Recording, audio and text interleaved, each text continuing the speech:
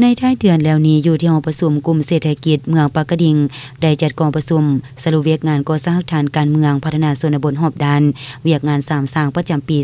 2024และวางทิศทางแผนการประจำปี2025ภายใต้การเป็นประธานของท่านบุญคบจันทวงศ์เลขาคณะบริหารงานภาคเมืองเจ้าเมืองปากกระดิ่ง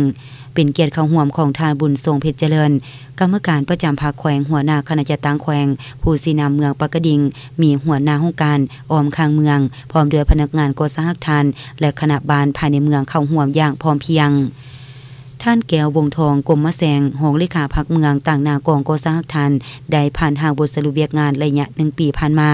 การลงจัดตั้งปฏิบัติเวียกงานการลงก่อสร้างฐานการเมืองพัฒนาชนบทรอบด้านและเวียกงาน3สร้างได้หันเอาพนักงานหลักแหล่งลงก่อสร้างฐานการเมืองจำนวน32สหายหญิง4สหายนอกจากนั้นยังมีกองก่อสร้างฐาน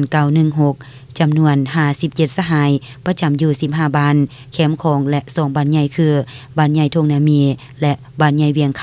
ำภายใต้การนำพาสีนำอย่างไกลชิดของคณะภาคคันเทิงได้เอาใจใส่ลงเลิกจะตั้งปฏิบัติหานาเวียกใหญ่และสาวเวียกจุดซุ่มสามารถจะตั้งปฏิบัติสำเร็จเวียกงานหลายด้านที่ผลเด่นเป็นต้นแม่นแก้ไขครอบครัวทุกยากได้42ครอบครัวปัจจุบันมีครอบครัวทุกยาก20ครอบครัวสร้างครอบครัวพัฒนาได้เพิ่มขึ้น529ครอบครัวปัจจุบันยังมีบ้านบ่พัฒนา1บ้านคือบ้านนาบวยสามารถสร้างบ้านปอมมันสูงหบได้10บ้านสร้างกลุ่มบ้านสูงหบติดเรียนได้1กลุ่มระดมทุนหอนเข้าในการพัฒนาพื้นฐานโครงล่างโดยเฉพาะแม่นสร้างทางเปตงทางหอมของบ้านได้7เส้นยาว 1,600 เมตรรวมมูลค่า700ล้านกว่ากีบซ่อมแปลงทางแดงเข้าบ้านรวมมูลค่า500ล้านกว่ากีบนอกจากนั้นภาครัฐ